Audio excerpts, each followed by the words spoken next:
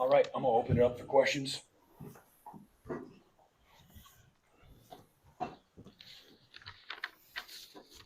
Brent, can you just talk a little bit about fourth down play at the end, the 2-point conversion play, excuse me, at the end, what you guys were looking for, and the offense just seemed to be struggling with drops all season. How tough did you guys shoot yourself with the drop passes? Yeah, had a chance to win there. Got the coverage and defense that we hoped to get, and they did a good job of staying back outside of the route. So we were able to hold it a little bit longer. I think we worked one over the middle was working over late, but I'd go for it again in every situation.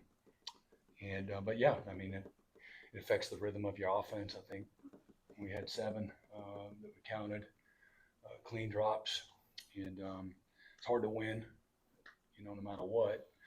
And when you got guys you're trying to get into a rhythm on offense, and some of the basic things. Had a really tough holding call. I thought it was the right call. Looking at it, it was the right call. We just got to work on our fundamentals on it, be a little cleaner, getting our pads square so we don't expose ourselves there. But that was a huge one, and we have opportunities for several explosive plays, which have been really hard on us all year. And I thought Mike really did a great job putting the ball right where it needed to be several times over. And who knows, how that could have, changed, the game in a tight game. I think everything matters. In the middle.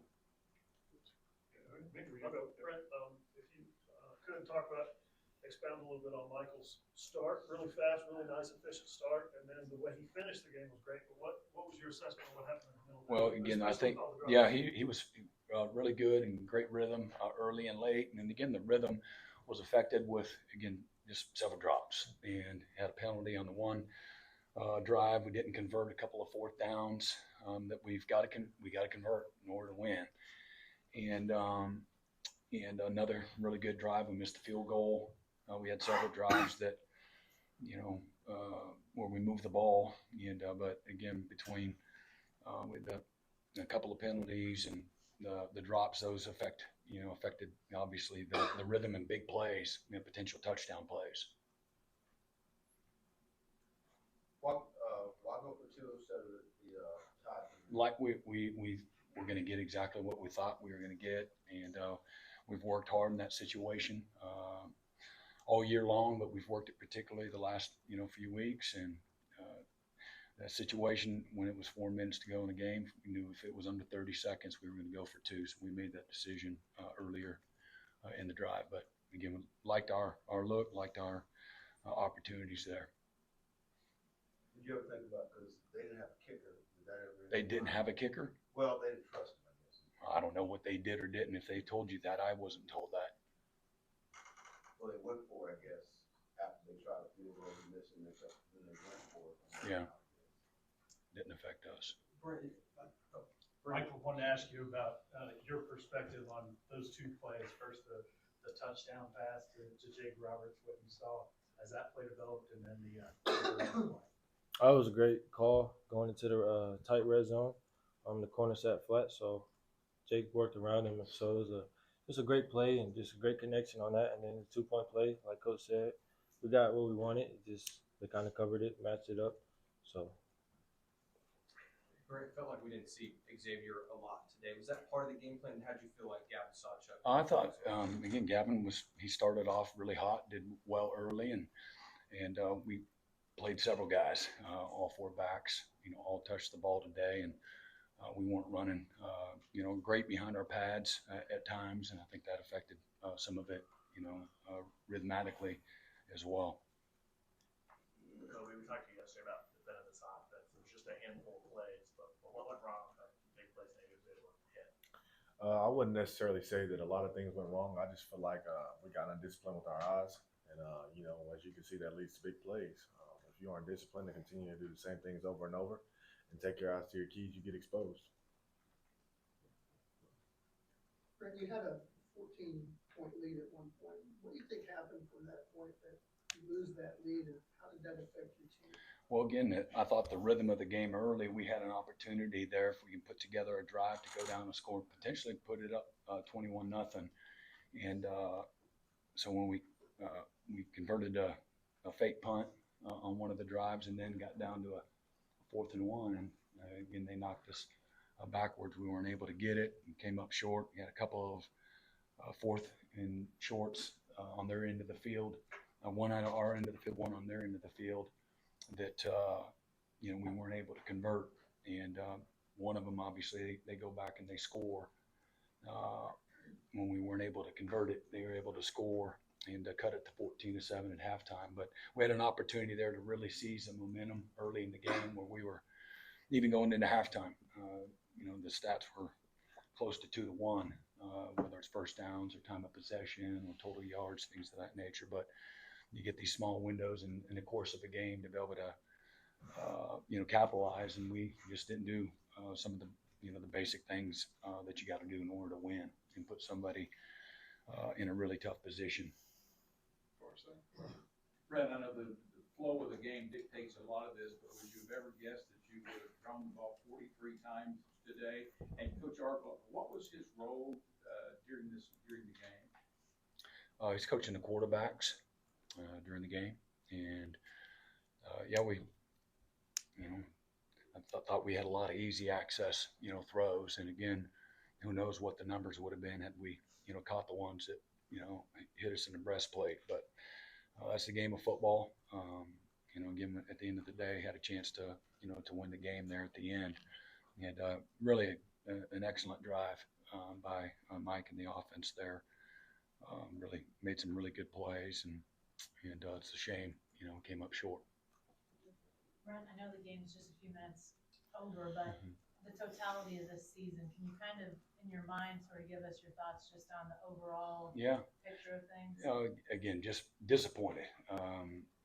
Obviously everything falls on me. So if we dropping it, or we're not converting 4th down, or we're missing field goals, or we're giving up, explosive runs, everything falls, at my feet. And so really disappointed in myself, and I need to be a lot better. And I think that goes without saying. Go 6-7, and you did all these things right. So I just got to be a lot better. We got a lot of experience coming back, and we know the reasons. We had a lot of guys that had opportunity this year that happened because of guys not being available. And I think we gained valuable experience that will pay off. My expectation is it will pay off. And but we got a lot of work to do, but we got a great group of guys coming back, and a great foundation coming back, and we've recruited well. And so, I'm anxious to, the players need some time off. Coaches need, not me, but the coaches need some time off too. They're not going to get much because the portal's open and here over the next several days. But man, we got a lot of work to do to get back on that in January, and I'm excited for that and what our next team, has, the potential to become. And with the guys coming back and the guys that we've recruited, I'm really excited about the foundation. But take no, solace in that. Just I'm hurt for the players because I know they've worked hard. I know it's easy to take shots at certainly at us as coaches. We're the coach, and that's why we got the whistle and all that, and taking shots at the players too. Everybody's disappointed, embarrassed, all of those things. But I'm not embarrassed of the fight, the commitment, the work, the belief, the strain, the sacrifice, all the things that these guys have represented. I'm not in any way, shape, or form embarrassed or disappointed in them for that. But we got to be better. This is a game of performance, and it's a game of doing, and we fell, well short of that this year.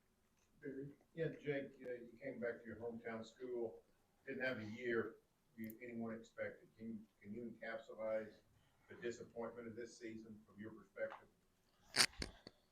Yes, sir. I appreciate the question.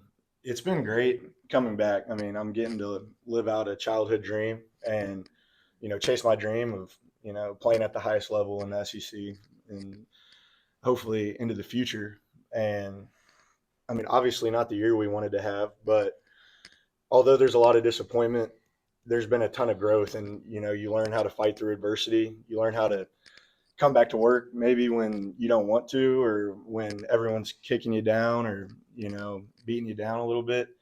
And although it's disappointing, I mean, I'm not gonna say I would change anything. I mean, I'm thankful and blessed to have been a Sooner, and I mean, I'm excited to see what Team 131 does. This stuff is just learning and experience, and you take the adversity, you learn from it, you move on. So, although disappointing, I wouldn't change anything, and I'm thankful to do what I've been able to do. Michael, talk about your first half. You offense was moving pretty good. You had a nice scramble for the touchdown. Second half, things a little tighter. It's kind of contrast first and second half from your perspective of quarterback. I think we just came out pretty strong, but second quarter came. I think we got a little relaxed and didn't just take what they gave us at certain times, and just we weren't together as a team in that second quarter, and even the third quarter a little. So I feel like we got back on track after that. But I mean, going into a game like this, you have to stay on track the whole game, be together, and Michael, can you talk a little bit about the importance of these next few months for this offense to get to know Coach Arbuckle, and for yourself? You're going to be in a quarterback competition with John Mateer. Can you talk a little bit about Mateer joining the quarterback room? yeah, it's a great opportunity for everyone. Bringing a guy in. I think we need a guy. We need a guy in our room. So I think the biggest thing for everyone else as an offense is just get the offense down as quick as you can together, and get the chemistry right, and build a team 131 as an unbelievable team going into this season, and just sticking together. John Mateer is a great guy. I talked to him at breakfast, so he's a great guy to be around. So I'm looking forward to that. You didn't get the win, but how good is the 2-minute minute 43 drive at the end to get it to one? What does that do for you in the offseason that you're able to drive the team down to the score? It's a great feeling. There's obviously a lot of things we could have cleaned up during that drive.